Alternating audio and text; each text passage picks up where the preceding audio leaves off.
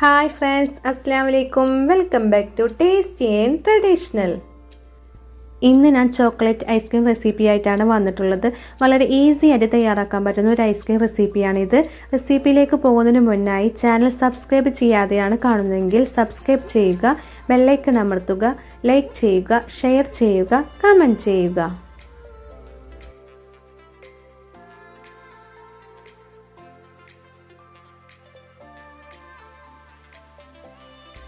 Ice cream തയ്യാറാക്കാനായിട്ട് ഞാനിവിടെ 1 cup പാലെടുത്തിട്ടുണ്ട്. ഇതിലേക്ക് 3 ടീസ്പൂൺ കൊക്കോ പൗഡറും 1/4 കപ്പ് പഞ്ചസാരയും ചേർത്ത് കൊടുക്കാം.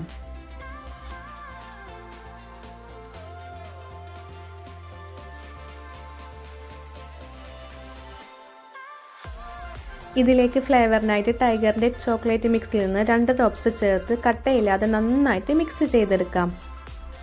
നന്നായി മിക്സ് ആയതിനു ശേഷം ഒരു മീഡിയം ഫ്ലെയിമിൽ വെച്ച് ചെറുതായി ഒന്ന് തിളക്കുന്നവരെ വെയിറ്റ് ചെയ്യാം.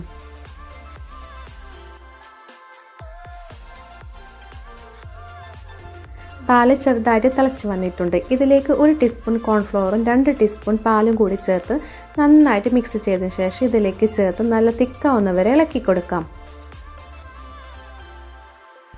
നമ്മുടെ ബാറ്റർ നന്നായിട്ട് തിക്കായിട്ട് വന്നിട്ടുണ്ട്. ഇനി ഗ്യാസ് ഓഫ് ചെയ്തതിന് ശേഷം ഇതിലേക്ക് 1 ടീസ്പൂൺ വാനില എസൻസും കൂടി ചേർത്ത് നമുക്കിനി ഇതിനെ തണുക്കാനായിട്ട് മാറ്റിവെക്കാം. അടുത്തായിട്ട് ഐസ്ക്രീമിലേക്കുള്ള വിപ്പിംഗ് ക്രീം ബീറ്റ് ചെയ്യാം. അതിനായിട്ട് ഞാനിവിടെ 1 കപ്പ് വിപ്പിംഗ് ക്രീമാണ് എടുത്തിട്ടുള്ളത്. വിപ്പിംഗ് ക്രീം നന്നായിട്ട് ബീറ്റ് ആയിട്ടുണ്ട്. നമുക്കിനി തയ്യാറാക്കി വെച്ച പാലിൻ്റെയും കൊക്കോ പൗഡറിൻ്റെയും മിക്സും കൂടി ചേർത്ത് നന്നായിട്ട് ബീറ്റ് ചെയ്തെടുക്കാം.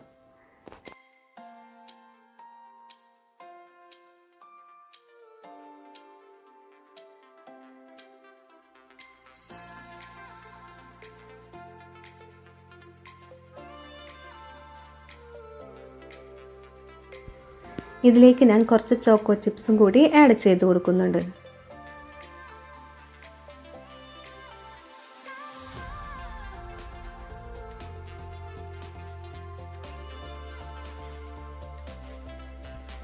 ഈ ബാറ്റർ നമുക്കൊരു പാത്രത്തിലേക്ക് ഒഴിച്ചു കൊടുക്കാം.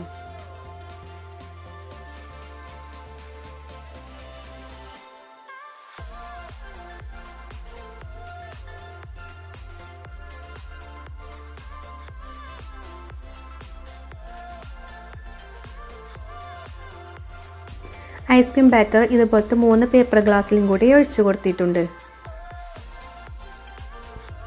ഗ്ലാസിൻ്റെ മുകൾ ഭാഗം അലുമിനിയം ഫോയിൽ കൊണ്ട് കവർ ചെയ്ത് ഓരോ ഐസ്ക്രീം സ്റ്റിക്കും കൂടി വെച്ച് കൊടുക്കാം.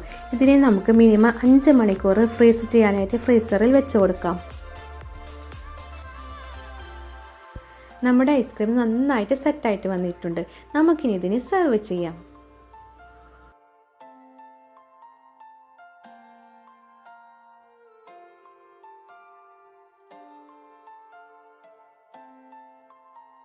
ചോക്ലേറ്റ് ഐസ്ക്രീം റെസിപ്പി എല്ലാവർക്കും ഇഷ്ടമായെന്ന് കരുതുന്നു.